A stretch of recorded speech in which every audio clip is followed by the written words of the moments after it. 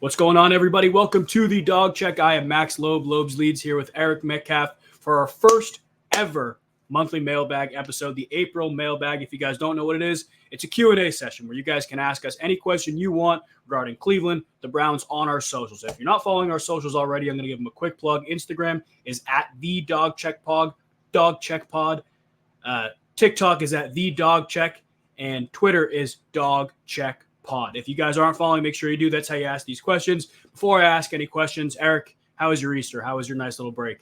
It was good. It was tiring. I was in Texas at the Texas Relays all weekend. Had to jump up at 6 a.m. Texas time so I can get back to Seattle and hang out with my family.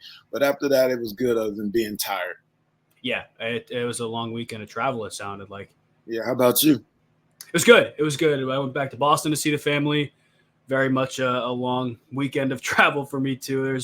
I'm sure some of the people in Ohio, hopefully the guys in Central Ohio are all right, but there's big storms here, and I flew back in this morning. It was a rough plane ride. Thankfully, everything was safe, but it was very much a rough plane ride. But good to be back here. Hopefully everybody stays safe with the storms throughout Central Ohio today. But I want to start with more offseason stuff because even though it's been slow very recently, there is still a lot of questions about what the Browns can do moving forward and if they can do anything moving forward. And it's a question from Connor James Everett. This is on TikTok. Shout out to you, Connor. Do you think that Andrew Berry has any big free agent moves or trades incoming? And if so, who do you think or who would you like for them to get added to the team? I don't know if they do. I mean, when you look at this team right now, when we're talking about a trade, who would you want to trade? You know, who do you want to give up to get somebody? And what position is it that you're willing to give up somebody who's a key part in this team? I think if there's someone you can get in free agency or through a trade, I think my number one position would be a bona fide left tackle. And I'm saying that because I'm not saying DeJuan Jones or Conklin can't move over there because we'll get to that question later. I'm not saying they can't move over there. I'm just saying that if we're going to go all in, let's get somebody who we know can play that position, who we know has played that position, as opposed to trying to experiment with Conklin or DeJuan Jones over there. And so if we're looking for a possible trade, I don't really want to give up anyone because I like the parts of this team. But if we're going to do it, that's what I would do. Ooh, that's very interesting. Anytime anybody talks about the Browns in the offseason, that is one of the two biggest talking points. What the offensive line looks like, who's going to play left tackle, who's going to play right, all that stuff. That is one of the biggest talking points. That might be the first time I have ever heard somebody say the Browns should go try to address it in free agency or through a trade. That's very, very interesting. And, partially makes sense because if you're worried about the transition with DeJuan Jones and you don't trust Jed Wills, you have a roster that's built to win now. So you may as well go try to make the most of it with signing somebody or trading for an older piece. I know the tackle market, as you get older, you can still squeeze a good year or two out of those older guys. And sometimes they're acquirable for a mid-round pick, maybe even a day 3 pick. When I hear that question about what the Browns can get, if they can get somebody, I think a veteran receiver is still an option. I don't think it would be somebody who would come in and be an every down player. I know a lot of people have talked about Jarvis Landry coming back. I think as an emotional lift, everybody would love it.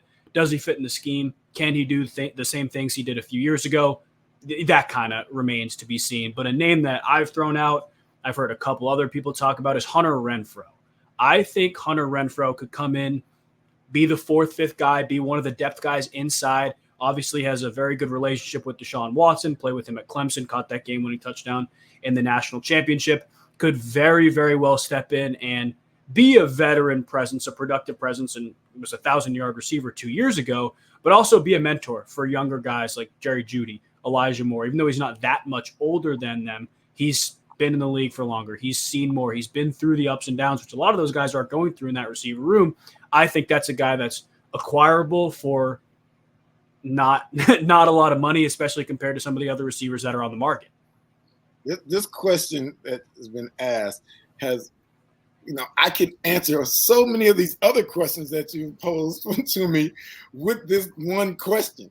And we're talking about, say you're saying a veteran receiver. I like the fact that you're thinking veteran receiver, but at the same time, we got Amari. He's 30 years old. Hunter's a little older than, like you said, Elijah Moore and these guys. I think although we're in win now mode, we still have to think about the future, right? And so when I think of our receiver core, I think we need to get younger and more explosive. We need guys who can go out there and make plays, because that's who we want Deshaun Watson to be. Everybody was so excited when Flacco was going down the field all the last 5 or 6 games last year. And so if we want to see Deshaun Watson do that, we need guys who are explosive. And so when I think about my veteran receiver presence, I get it. But at the same time, at that position, I want to be younger and explosive. So in saying that, I ask you this. What has been the best move for the Browns this offseason? Has it been bringing in Jerry Jeudy to have that explosive presence on the field, along with Amari Cooper, David Njoku? What has been the best move that Andrew Berry has made this offseason? To me, it's keeping that D-line intact for the most part. Jerry Jeudy's a big splash, and we're hoping he can be the guy that Denver thought he was going to be when they drafted him. But for me, it is keeping that D-line intact, because that is what made it easier for everybody else on the defensive side of the ball. We're talking about the back end. Those guys didn't have to cover as long, because that rush was coming at every quarterback and putting fear in their eyes. No one was able to run the ball against us. And so by keeping that intact for the most part, I think that bodes well for the defense and where we're headed. Now, people might say Jerry Jeudy, but I think defense, because that defense wins championships, right? And our defense played well enough. We didn't play well on the road this past year, but I think with another year in the system and everything, we got key pieces. We got guys who we think are going to play all the time and not get hurt. And I think they can be a lot better. Yeah, I'm with you in the sense that the defense was the key cog. The defensive line was the key cog to the defense, excuse me. I'm 100% with you there. They made everybody else's job easier. They kind of masked what sometimes the secondary lacked because somebody was injured. They kind of masked occasional poor linebacker play and helped spur Jeremiah Owusu-Koramoah's huge season. I have a very, very interesting one. I don't know how you're going to feel about this, because I don't know how you're going to feel about the backup quarterback situation in general. I think keeping the D-line intact is awesome. It's crucial for the defense. Jerry Jeudy, awesome deep threat. I think Tyler Huntley, 1, as the player, but Tyler Huntley, 2, financially having this deal that's primarily based off of incentives, making a roster, playing. I think that could serve to be one of the best moves for the Browns all offseason for a couple reasons. One, obviously, if Deshaun Watson goes down, we pray that doesn't happen, but if Deshaun Watson goes down, you have a proven backup who can step in, who fits pretty well in this system for, again, not a ton of money compared to Jameis Winston, especially too. You also have a trade piece. And I think we've talked about this a little bit. It's a very real thing now, this quarterback market. Backup quarterbacks are so important. And if you have a team that loses a starter or even loses a backup in training camp, you're now the Browns with Jameis Winston. You're now the Browns with Tyler Huntley. Which guy they would want to keep more, remains to be seen. But you have now a backup quarterback in Tyler Huntley that, again, you can keep on the roster as your backup. It's a very quality backup. Or you can trade him for a mid-round draft pick, and you do not have to worry about much of that financial burden because of the contract you signed him to, because of the way it's structured. I think that's a credit to Andrew Berry in structuring that. And I know we talked about it. When they signed Tyler Huntley, we were not expecting that at all. It was surprising. Yeah, it was to me also. And I think, when you look at this quarterback room, we know someone's got to go. Yeah. Right? And who is it going to be? When we're talking about, God forbid, Deshaun getting hurt, if we're talking about someone going in and playing backup, who do we really want it to be? Do we want it to be Tyler Huntley? Do you want it to be Jameis, or do you want it to be DCR? And so we have all these different guys, and they're kind of similar. They offer the same things, but are we talking about getting younger? Are we talking about being safe with the ball, just being a manager? Or are we talking about someone who we feel has the ability to possibly go out there and win us games? how do we view each one of these QBs that are backing up Deshaun Watson? And so I think that, like you said, it's good trade bait. One of them is, but who do we really want to keep in case something goes down? Who gives us the best opportunity to win games if Deshaun gets hurt? And so that's my thinking when we're talking about this position. I think that just looking at these guys, I'd say Tyler, right? He's more athletic. He's younger. He can run. He can do all the things that we think that we saw him do for when Lamar was hurt. Yeah, I completely agree. Yeah, things that I think we'll be able to do with him. And so I think Jameis is like the veteran presence that you were talking about in the receiver room. I think that's the same thing that he brings to that quarterback room right now. But when we're talking about actually being between those white lines, I think it would be Tyler. Absolutely. Shout out to Jubal, #1 fan on TikTok for that question too. A very, very tough one to answer. You're listening to the Dog Check presented by Bet Online. We're going to stay on the offensive side of the ball. I know we were just talking about quarterbacks. It's like I talked about 5 minutes ago, the $1 million question from Lucky Penny on TikTok. In your perfect world, your perfect Cleveland Browns world, who starts on the offensive line for the Browns week 1? Right now, Posick. Okay. Center. Antonio, left guard. Taylor, right guard. And then it's Conklin or DeJuan Jones at right and left tackle. Whoever is better at the left tackle, that's who I want to be over there. Whoever is able to make that transition better, that's who I want to be over there. If we have to go, if we're stuck, not stuck, I shouldn't say stuck, that's a poor word, but if these are the guys that we're going to play with, then I need whoever's the best out of those two at left to be that guy, because that's the backside of the quarterback, right? We need him to be able to protect the backside. A lot of times you get the best pass rusher on that side. And so whoever's stronger there, that's who I want to be there. But I want those two to be our tackles. Absolutely. I think I saw a couple people ask this across the socials as well. How difficult do you think that transition for a guy like DeJuan Jones could be without Bill Callahan now? Well, that's a very good question, because when you're talking about one of the best to ever coach that position being gone, it makes it hard. But, we picked up guys. We got a coach. We know he coached, or we wouldn't have hired him. If you don't hire coaches if you don't believe they can coach. And I think the onus is on DeJuan Jones and Jack Conklin to go out there and try to better themselves as players, whether it be on the right side or the left side. So the players have to try to get better, as well as the coaches have to coach them to be better. And so, it'll make it rough, but we've all done things that we've never done before. And if we just work on it and we can get reps in at it against, say, a Myles Garrett in practice, it makes it easier to transition a little easier when you're going to game day, because 9 times out of 10, you're not getting a Myles Garrett coming across the line, coming towards you. Mm-hmm. And so if you can get good reps against him, it puts you in position to play good football on Sundays.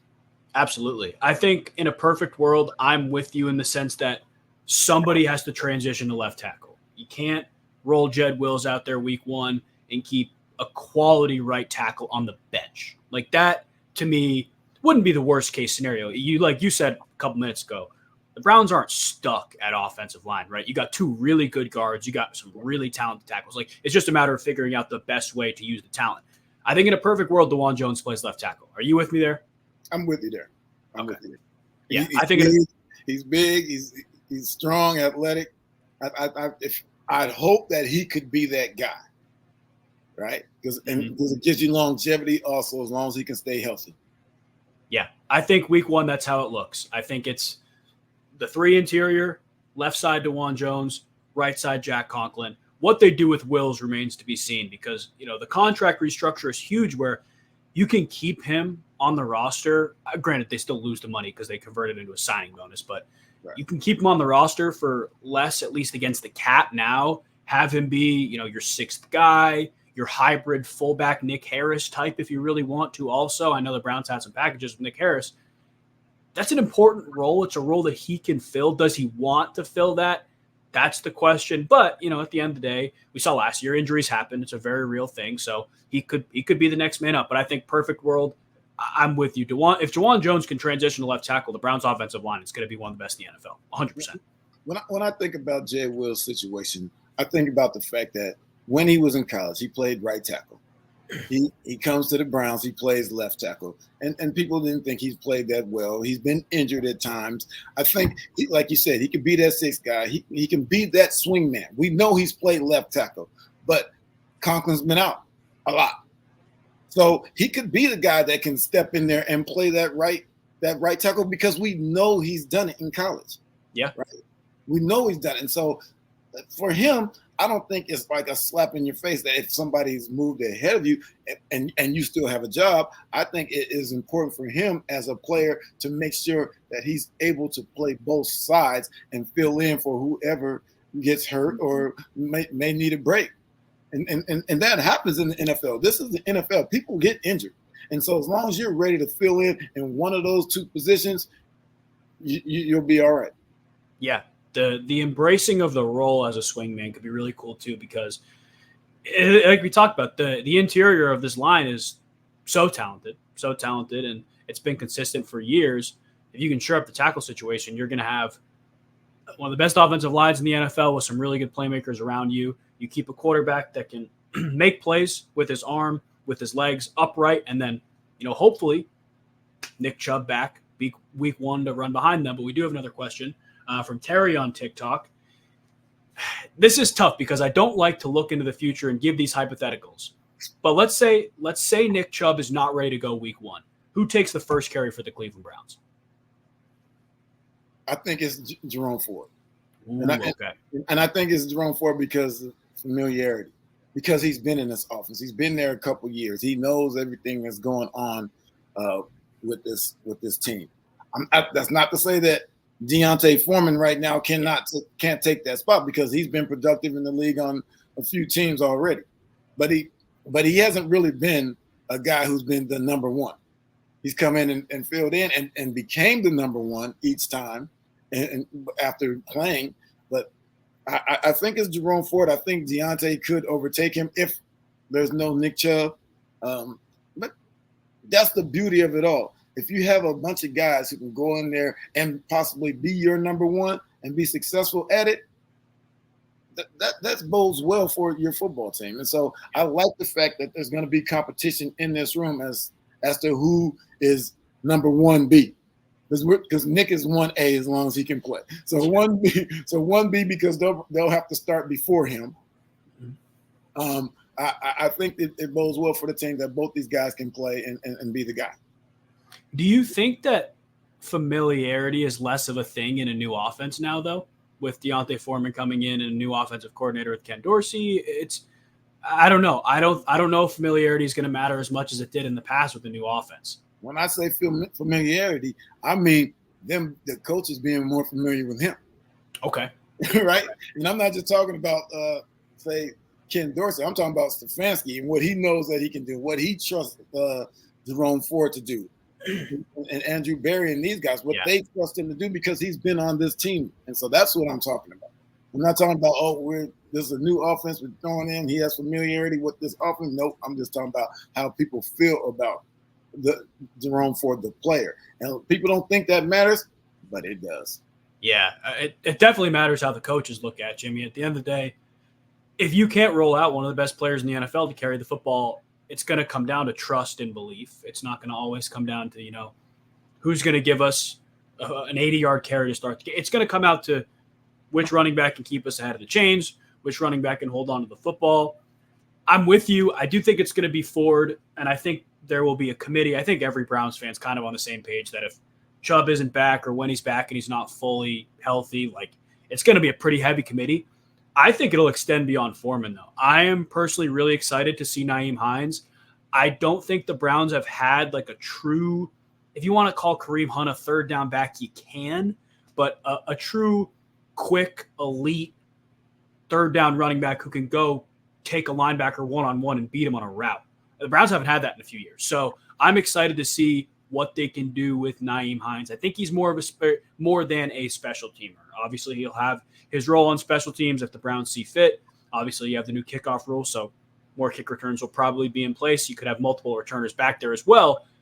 I am fascinated to see how deep the committee stretches. I think it's going to stretch deeper than people think. We could see 3, maybe even 4 running backs get touches every game if Nick Chubb is not healthy week 1. And that's not even including Elijah Moore taking a couple snaps in the backfield, because we know that happens.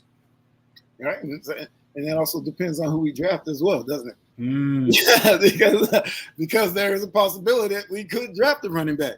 Yes. Who they might think is the guy, who doesn't necessarily have to come off the field at all. I.e. a Christian McCaffrey, because a lot of times in these offenses, the way football is played now, if you have somebody who's versatile and can catch the ball and run the ball and do all the things that you want a running back to do, these guys are playing more now because they're not taking as many hits and such. And so if we can get somebody who's versatile like that, then I don't think the committee is in play as much, especially if Nick doesn't come. I mean, I think if Nick comes, it's going to be Nick, and it'll be a committee because we'll try to take the heat off him, less carries, less hits on him, which I understand. But if it's not Nick, I think I wouldn't be against getting someone who can be every down and just use the other guys as spelling. Interesting. Wow. Again, that's another one that I haven't really heard. It's, your draft needs, and we'll talk about that in a second. You hear receiver, you hear linebacker, not running back. Definitely not running back, especially seeing all the moves that the Browns have been making. Again, you guys are listening to the Dog Check presented by Bet Online. Eric, you read my mind where I was going with the next question. Dylan Lance asked on Instagram, the draft coming up, what do you think is the Browns' top position need right now? I don't know if running back is the top position need. I think we can kind of agree it's not there. But what do you think is the top position need? I think receiver. Ooh, okay. So do you think that's where they lean in the draft then? I think receiver, explosive receiver. Like I said, when I mentioned it earlier, Amari, he's your guy right now. But he's 30 years old, right? And he's getting older. So I think we need somebody who's explosive, who can play well on a rookie contract, right? And go make plays. Because I think with this offense and what they want to do with bringing in Ken Dorsey, having Deshaun Watson and Njoku, Elijah, Jerry Jeudy, Cedric Tillman, I think we're thinking explosive plays.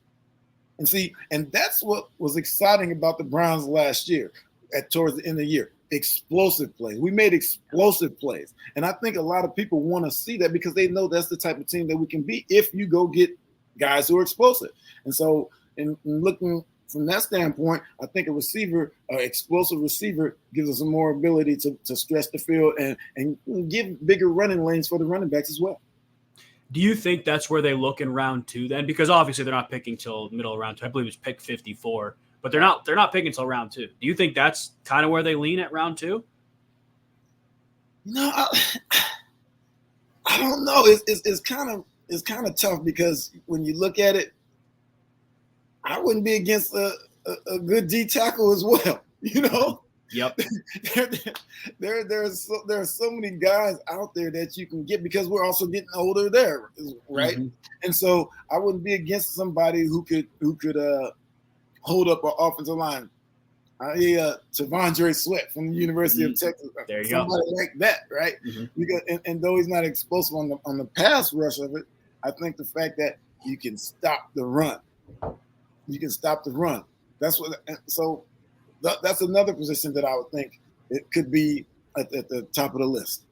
Yeah, I mean, we saw last year, if the Browns stopped the run, or if you couldn't run on the Browns, I should frame it like this. If you couldn't run on the Browns, it was over. Like, you couldn't drop back on 3rd and long with Myles Garrett, Za'Darius Smith, Obo Okoronkwo, Dalvin Tomlinson, and anybody else they were sending on blitz. Like, you couldn't drop back and do that on 3rd and long. It was impossible. And when you have sticky enough corners on the outside, it makes it even harder. So I'm with you. The defensive line has to be a huge priority. I don't know if it's the Browns' biggest need, but one need I've always been saying when looking at this draft process, especially as probably day 3 comes around, I think interior offensive line is huge. You have a center who's been okay. He's shown flashes. We have 2 older guards. Like, I think getting depth there maybe not making Jed Wills that swing guy that has to move inside, ensuring that you have bigger bodies on the interior just in case one of those guys goes down. Maybe in a year or two if one of them retires. Like, having backup there to me is huge. I do think receiver is a real thing, whether it's a veteran, whether it's an explosive guy. The really fascinating thing, though, Amari Cooper is being rumored to look into an extension. Andrew Berry is thinking about extending Amari Cooper. I couldn't see it being more than a couple years, but it's a very real thing that Andrew Berry is looking to extend Amari Cooper. Does that put the Browns in a weird place at receiver? Because you obviously have Jerry Jeudy locked up for a few more years. You have Cedric Tillman on his rookie contract, David Bell with less time on his rookie contract, Elijah Moore, very much a question mark as to, what the future holds for him. Do you think that drafting a receiver, or let me phrase it like this. Would you rather extend Amari or hit a home run with an explosive receiver on a rookie contract? I must be talking some good stuff because I now have this heavenly goal. I see it. Yeah, I see it. It's just the sun coming through. So I must be talking some good stuff. But I could see them extending Amari. I just think because he's been productive, and he's done a lot of good things over the course of the last couple of years. And so I can see them. I mean, once again, like I said a few weeks ago, I'm not here to count anyone's money. True. Yeah. I'm trying to put the best product on the field that I can. And if Amari Cooper, by extending him, is part of that, then we have to do that. Okay. I'm with you. It's so interesting because we all see these mock drafts of all these top prospects, all the first round picks. Obviously, the Browns aren't picking in the first round.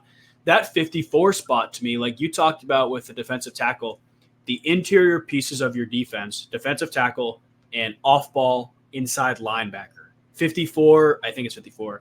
Middle second round is the perfect spot to take a swing at a guy there. I could see them going linebacker. Where they go at that first pick is going to be super fascinating. But I do think linebacker, defensive tackle, and receiver are the big things. I think as time goes on, obviously running back depth is something you talked about, could be huge. I think interior offensive line help could be huge. But, we wait to see with the draft. You guys are listening to the Dog Check presented by Bet Online. Eric, we're going to finish with a question I think we're going to have the same answer to, but it's a good question. From Colin Fallon on Instagram. With the AFC North being so competitive this year, who comes in last? And before you give your answer, I will say Hard Knocks planning on encapsulating a full division this year. I will be very upset if it's not the AFC North. This is the most competitive division in the NFL. Best division in the NFL, great storylines, especially at the quarterback position, big names on offense and defense. Like, you got to make it the AFC North. But with the AFC North being so competitive, Eric, who comes in last? I think is most people will disagree with. I think I know who you're going to say now. I know you think I'm going to say Baltimore, but no. I'm going to say Cincy. Mm-hmm. I'm going to say Cincy. And it's not that they're not a good team and they haven't played good football. It's just the uncertainty. Joe Burrow's been hurt a lot. Tyler Boyd is gone. They franchised T. Higgins, so we don't know where that ends up, right? They're going to have to look to extend Jamar Chase, so we don't know if he's happy or unhappy. They lost their offensive coordinator. I think there's a lot of uncertainty there, and they traded Joe Mixon as well. So there's a lot of uncertainty when we're talking about this team, and so when I look at them, I think everybody is getting better. I mean, Pittsburgh has gotten better, whether you say Russell's good or not, because they still have Justin Fields as well. They've gotten better. The Ravens have lost some people, but I think their culture and them getting Derrick Henry is good for them and helps Lamar with the running game. And the Browns are the Browns, and I think they've done a lot of good things to be better than they were last year. So I think it's going to be sensitive. Interesting. See, I thought we were going to be on the same page with Pittsburgh. I understand the rationale for Cincy because I go back and forth. I'm still going to say Pittsburgh. I'm going to lean on the team with the best quarterback in the division. You know what? I'll backtrack. Second best quarterback in the division. I think people Not like me saying that Burrow's better than Lamar, but I trust Joe Burrow. I trust what they can do on offense regardless of their coordinator. I also think people forget that with a battered and bruised Joe Burrow, receiver core, defense, backup quarterback for half of the year, they're 8-9? Like, they competed in a lot of meaningful football games up until the last week of the season. We're in the playoff hunt. They find ways to win games. They have pieces on their roster that find ways to win games. And I know people have a lot of negative things to say about Zach Taylor, but the bottom line is Zach Taylor wins games, especially when people push the Bengals aside. I trust the Steelers to win. I trust the Steelers to always be competitive. I don't know how much I trust their quarterback situation. I don't. I think it could work out, and if it's even solid, they're going to be a good team. I just don't know if I can trust it. And I get it, but we know who they are. I think when I look at the Bengals, and Joe Burrow was hurt, as we well know, but how many games they win the division last year? I don't even know. Did they win one? They beat us at the end, right? Oh, yeah. Okay. So, yes, kind of. They beat us at the end. That was it. That's half a game. Yeah. Right. And so with that in mind, we're talking about you have to win division games. Yeah. And I don't really think they're going to win too many division games again. And so looking at that, I don't know. I haven't really looked at the schedule other than they play the same divisions that we play for the most part. Yeah. But I think it's going to be tough on them. And that's why I'm sticking with the fact that I think they're going to be last. Interesting. And I don't really like them. That's also fair. I don't think anybody likes anybody in that division. The way the schedule would work out, the Bengals would play the last place AFC divisional team. So that would be I think the Jets were in last. They would be playing Tennessee, which is going to be funny because it'll be Bengals against their old offensive coordinator. And then they would be playing the Chargers. Chargers finished last in that division. Yeah. So they would be playing those, at least in conference, out of division, which is going to be interesting. Schedules are their own thing. We got to wait a couple months for that. We don't even need to think about that. But this is a great mailbag Q&A episode. Eric, any final questions, any final thoughts before we sign off? No, I just need the Browns to get better. However we do, if we have to trade, let's do it. If we have to go get some more free agents, let's do it. If we have to move guys around different positions, let's do it. Let's just get better. Let's get better. Let's do it. We are almost 2 weeks away or 3 weeks away from the NFL draft too. So getting better is very much in the near future. We wait to see if the Browns make any moves between now and the draft. But we will see you guys next week. We appreciate you tuning in, watching, and listening. If you're watching, make sure you follow, make sure you subscribe. And if you're listening, make sure you follow the podcast on Spotify, Apple Podcasts, wherever you guys are getting your podcasts. We appreciate you guys. This is the Dog Check presented by Bet Online. Go Browns.